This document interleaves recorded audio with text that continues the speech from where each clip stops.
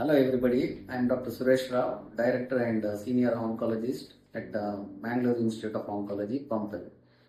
Now I want to tell you a very interesting and difficult situation in our society.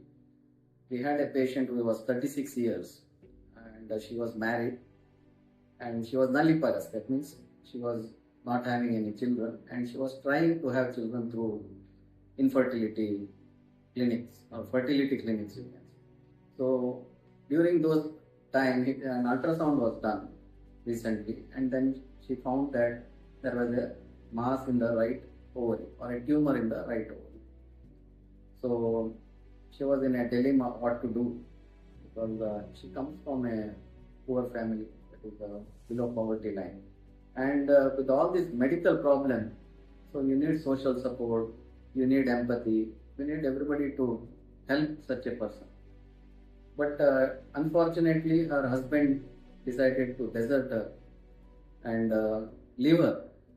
So when she needed him the most, instead of having empathy and helping her, he just decided to leave her. So you see what the courage of this lady, that she, in spite of all this difficulty, she underwent this surgery at our hospital. Senior oncologist surgeon Dr. Vishwanath and assisted by Dr. Divya and Dr. Bhavya performed this surgery, and it was a fertility-sparing surgery. That means only ovary is removed, pelvic nodes are removed, and selective parietic nodal dissection, infracolic omentectomy, these are done. And at the same time, the opposite ovary and uterus are spared, considering the childbearing age of the patient. And also she was wanting to have a child. So fortunately it came as stage 1A and we want to observe her, and if she wants to have a child she can think of it, otherwise she can undergo a completion surgery at a later point in time.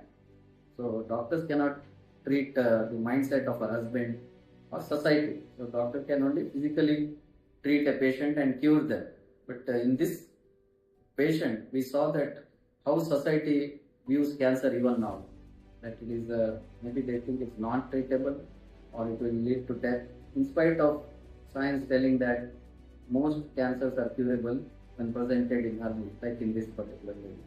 So there's a lot to think about for us about empathy and human behavior in this particular patient, and we should all be looking at this situation with empathy in our personal lives. Thank you.